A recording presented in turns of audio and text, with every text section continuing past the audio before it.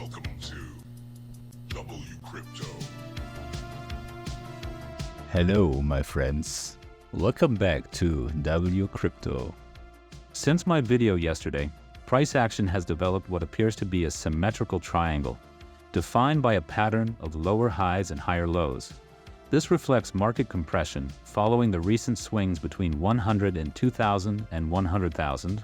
Such a structure signals temporary indecision between buyers and sellers, often preceding a larger breakout once liquidity near the apex gets resolved.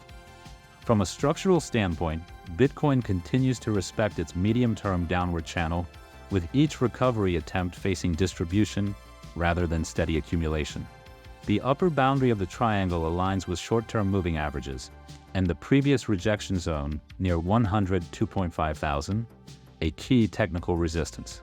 Meanwhile, the lower boundary converges near 101.5 thousand, the same area where earlier sell-side liquidity was absorbed, turning it into an important support level within this consolidation range.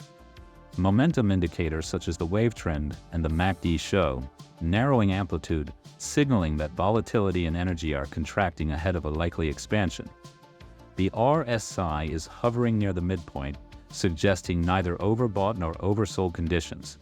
This narrowing setup implies that a decisive move, in either direction, is approaching.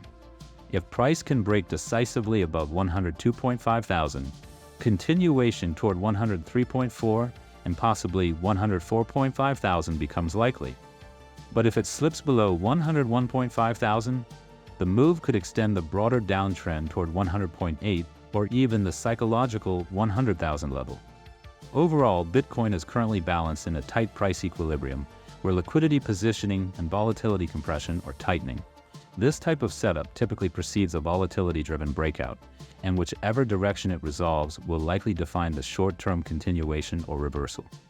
Now, looking at the weekly liquidation heat map, we can see that over the past 3 days, short positions have been stacking heavily with leverage around 30 to 40x, creating a dense concentration near 105,000. That area could attract market attention as a potential liquidity target. However, sentiment remains extremely fearful, with the Fear and Greed Index sitting at 22, one of the lowest readings in recent weeks. Extreme fear often precedes strong volatility, as traders may react too quickly and exit positions prematurely, even though the next market impulse could be close.